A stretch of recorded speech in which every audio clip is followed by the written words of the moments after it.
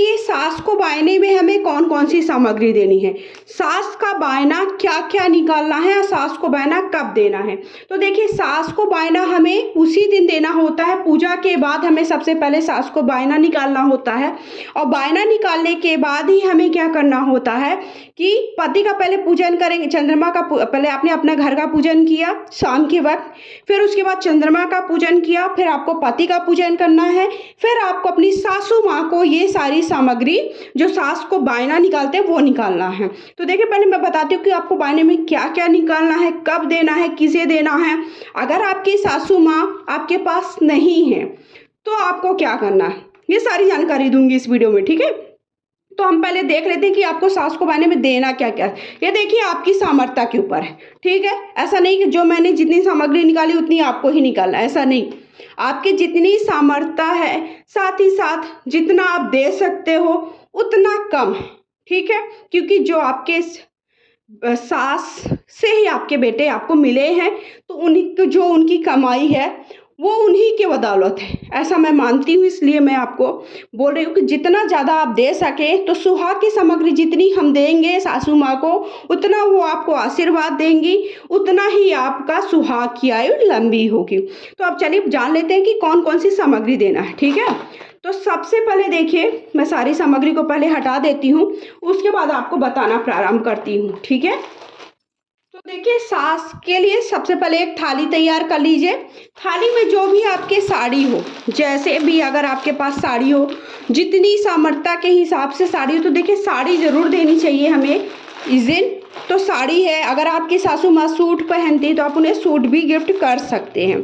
तो सबसे पहले मैंने क्या कर लिया, साड़ी ले लिया, ठीक है। साड़ी लेने के बाद एक हल्दी की गांठ रख दीजिए, क्योंकि ये शुभता का प्रतीक होता है, इसलिए मैं बोल रही हूँ। और अगर हल्दी की गांठ नहीं तो हल्दी का थोड़ा चूरा भी आप रख सकते हैं। उसके बाद आप चूड़ी ले लीजिए सासू माँ के लिए, जो भी आपकी सासू माँ जिस नाप की चूड़ी पहनती है पूछ लीजिए, उसके बाद ही आप चूड़ी ले लीजिए, ताकि वो प्रयोग कर सकते हैं। आपको उनको ऐसी चीज़ें देना जो उनको उपयोग में आए, वो उन्हें पहने, ये नहीं कि वो किसी और को दे दे, क्योंकि आपको तभी पुण्य फल पूरा फल मिलेगा जब वो खुद प्रयोग में लाएंगी। तो सबसे पहले मैंने देखी इस तरह से चूड़ी ले ली, एक साड़ी ले लीजिए, चूड़ी ले लिया। उसके बाद जो भी आपके पास यथासंभव दक्षिणा है वो रख लीजिए। उसके बाद देखिए, मेहंदी की कोन ले लीजिए, वो जरूर ध्यान दीजिएगा कि मेहंदी है, आलता है, ये सारी चीजें नहीं भूलनी चाहिए। बाकी कुछ भी आप भूल रहे हैं, कुछ नहीं देना चाहते हो, आपके ऊपर। बिंदी ले लीजिए, इस तरह से नेल पॉलिश ले लीजिए, एक शीशा ले लीजिए, काजल ले लीजिए। देखिए, मैंने तेल वगैरह भी लिया है, क्योंकि वो ये सारी चीजें भी प्रयोग करेंगी, तो तेल है।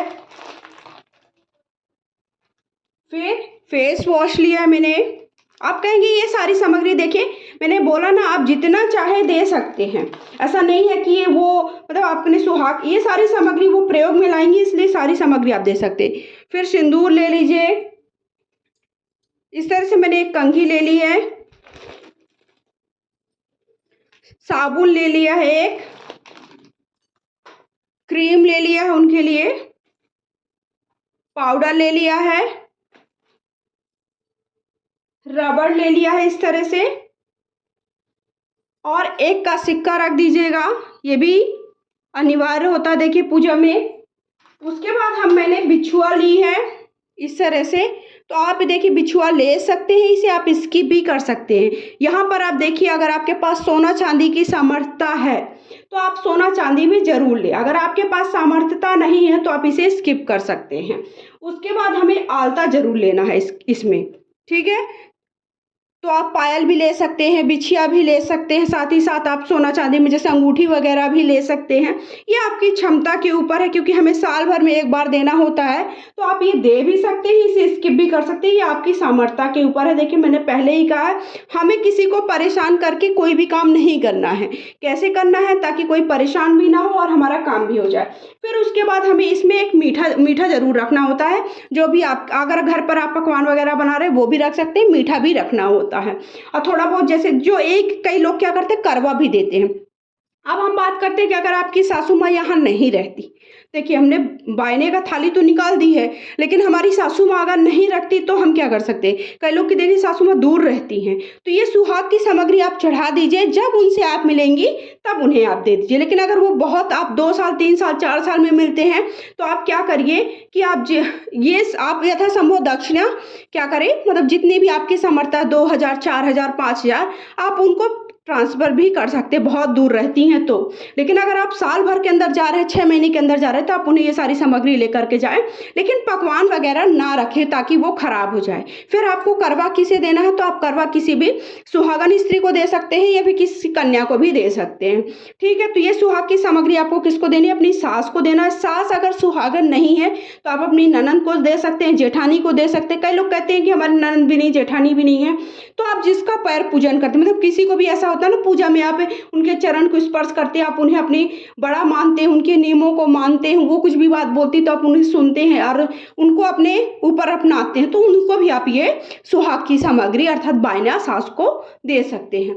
तो आई होप आप सबको सारी जानकारी मिल गई है कि सास को बायने में क्या देना है, करवा चौथ पूजा की सामग्री क्या है और आप करवा माता को कौन कौन सी सामग्री चढ़ानी है। तो अगर वीडियो थोड़ा भी पसंद आया तो एक बार फिर से मैं कहूँगी कि वीडियो को लाइक कर दीजिएगा, चैनल पे पहली बार है सब्सक्राइब कर दीजिए ताकि पूजा पाठ की जानकारी मिलती रहे।